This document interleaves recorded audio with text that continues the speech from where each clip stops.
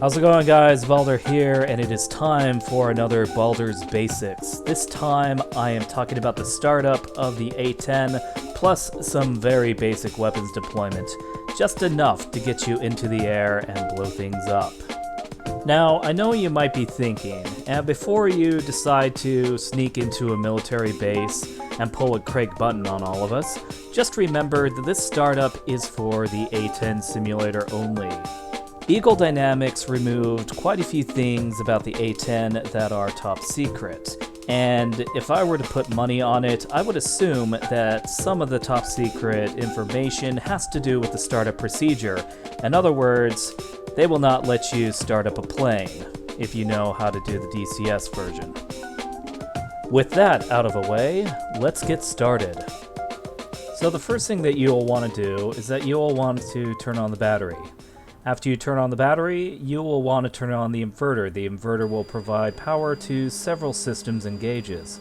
After that, you will want to turn on the oxygen, arm the ejection seat, and fiddle around with the radios. Generally, you want the settings to be in TR, and then transmitting into either main or both as such.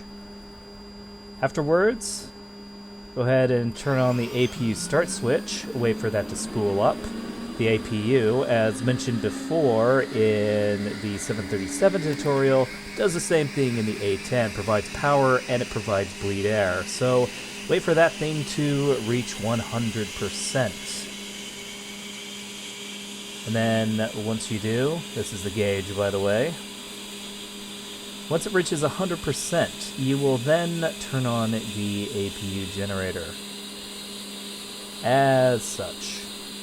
Alright, so now that you got the APU running, there are two ways that you can do this. You could start the engines initially, or you can turn on the CDU. The order doesn't really matter, as long as the CDU is turned on. Once you turn that on, flick these three switches up, which provide power to the systems and the HUD, and then that will get everything started. Flip these switches to day or night, honestly it doesn't really matter, and then wait for the screens to load. So yes, you can turn on the engines, turn off the APU, and it'll still do the same things, but the APU can provide power to all the systems.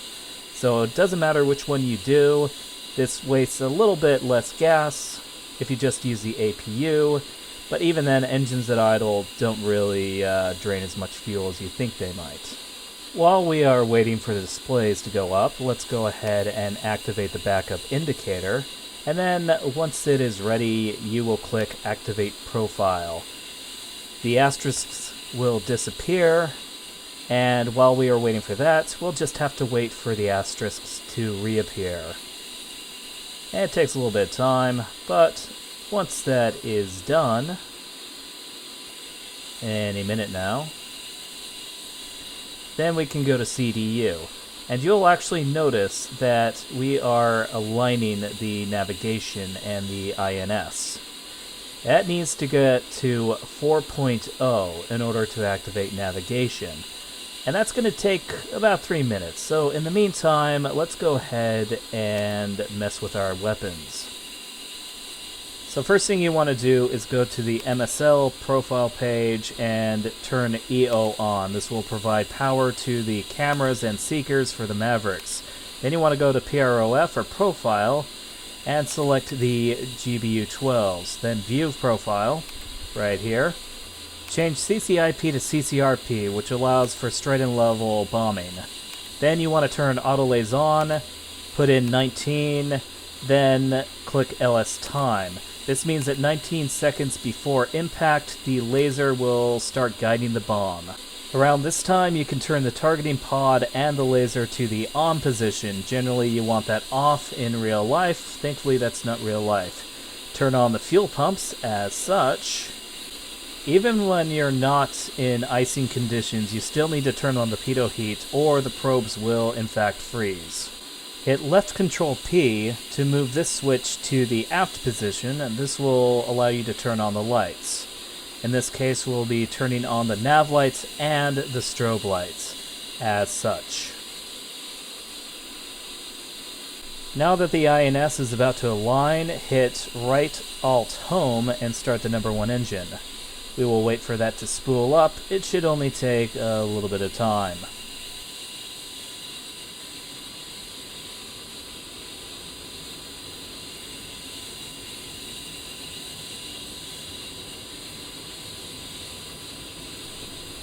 You will slowly start to see the engine spool up. Now that the nav has been aligned, you hit the nav button.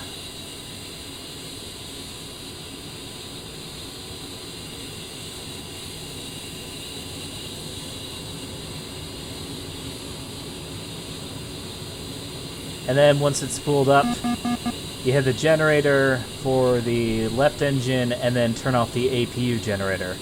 Keep the APU on to start up the second engine. Next, you will want to turn on the SAS controls and start the number 2 engine. You will do so by clicking Control Home, right Control Home. And like before, wait for that engine to spool up.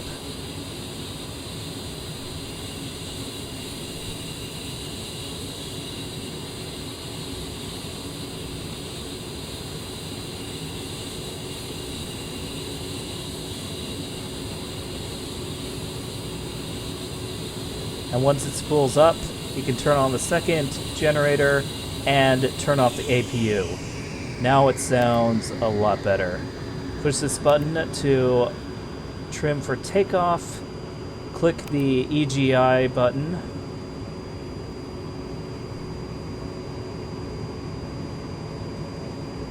Continue by clicking the EAC and radar altimeter to the on position.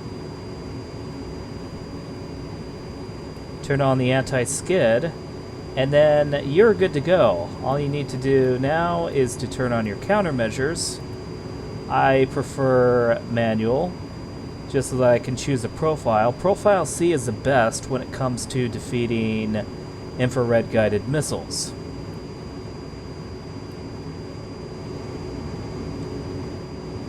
Test your controls. It is going to be kind of hard to see the elevators. Thankfully the shadow helps. And we are good to go. Last thing you want to do is to set the flaps to 5 degrees and then turn the nose wheel steering on as such. Like with every airplane, you want to align yourself with the runway as best as you can. The takeoff will be pretty similar to just about every turbofan out there, but instead of doing like 92% N1 or something like that, you want to spool up a little bit, then give it 100% full power. Now, as you can tell, the faster you go, the harder it is to control. So once your airspeed indicator is active, disable nose wheel steering, steer with the rudder, wait until you get to about 125, 130 knots, rotate, and you'll be off the ground.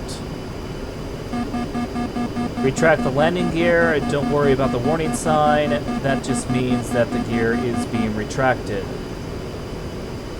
And there you go, you're in the air. Once you get sufficient speed, then you can retract the flaps to 0. You can also tell that there are some radar signatures that we are receiving. And I think we should fly right towards them. So the best way to activate weapons in the A-10 is to click on one of the weapon profiles as such, then hit up on the select switch. That way you can select both sides.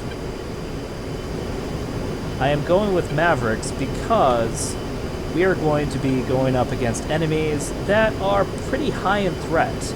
Generally, when it comes to Mavericks, you want to use them on the most dangerous threats. In this case, we have Tunguskas. So turn on the targeting pod, turn on the master arm and gun switch, and hold down H in order to activate the left targeting pod.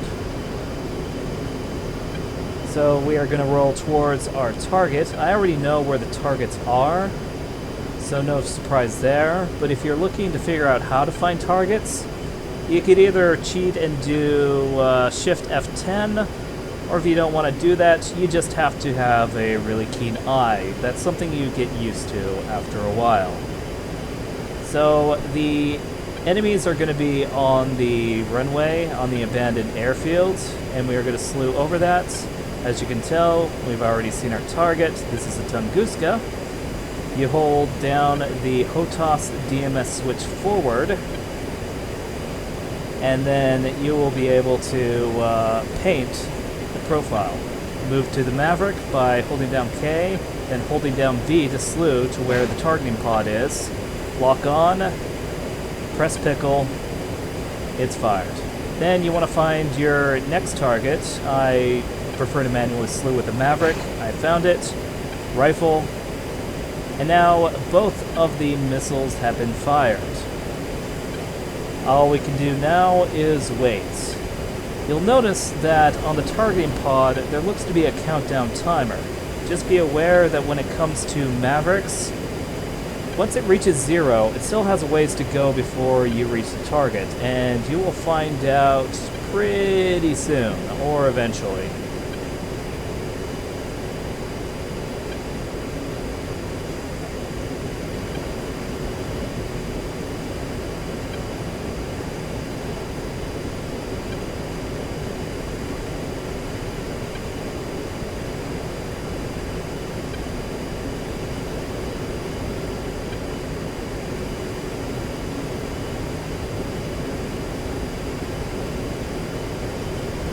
Yeah, it took them long enough, didn't it?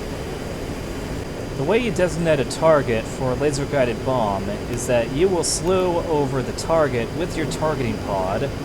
Just be aware that there are quite a few blind spots that you need to take into consideration, such as, oh, I don't know, a wing. But once you have a line of sight, and it's pretty easy to tell when the line of sight is going to be regained,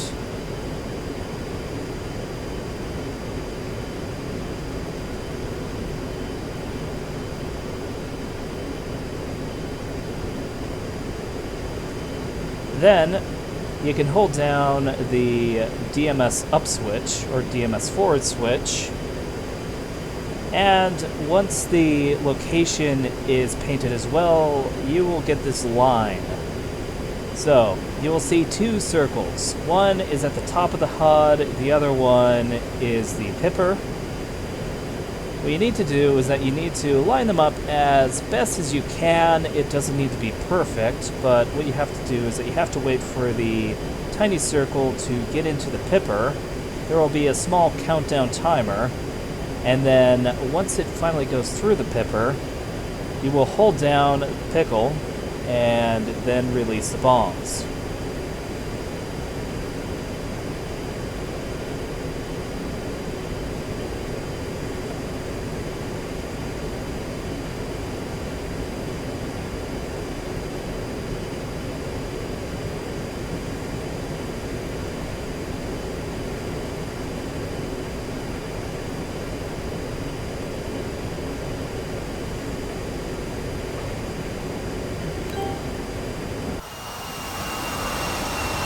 Alright, so the bomb won't immediately guide itself to the target.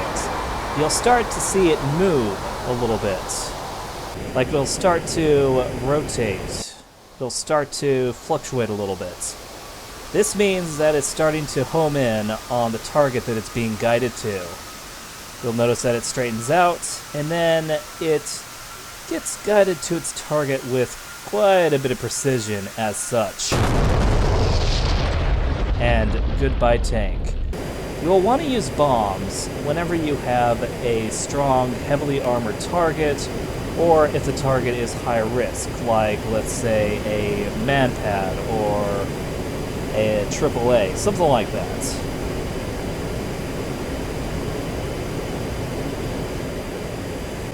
Now let's take a look and see what it looks like in the cockpit. So, the circle is about to head into the pipper.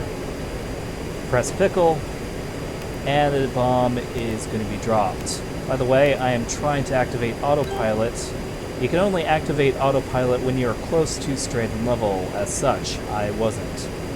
So we look at the targeting pod. You'll notice that the moment the number reaches 19, you will start to see this L flashing. That means that the laser is targeting your targets. So you wait until the target reaches 0, then the bomb will hit the tank.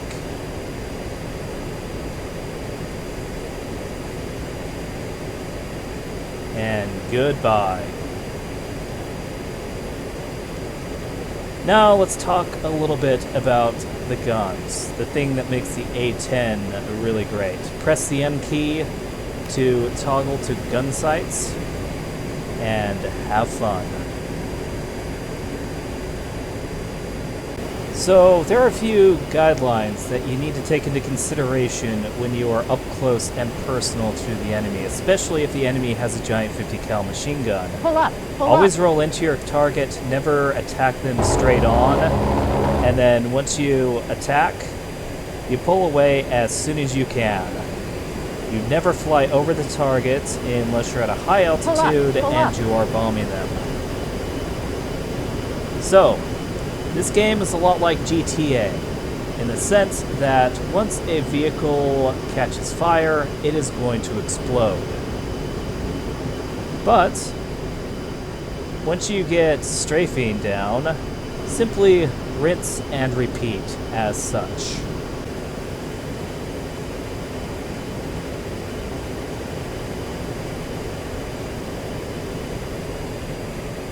pull up, pull up.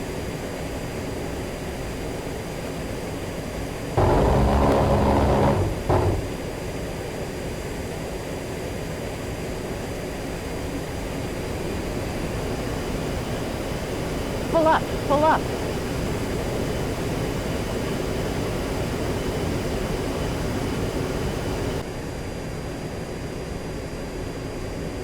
Pull up, pull up.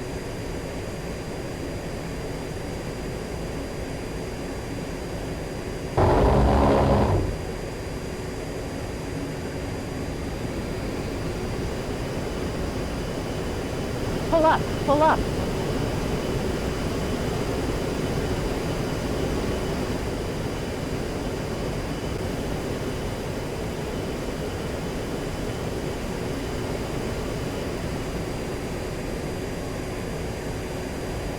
Pull up, pull up.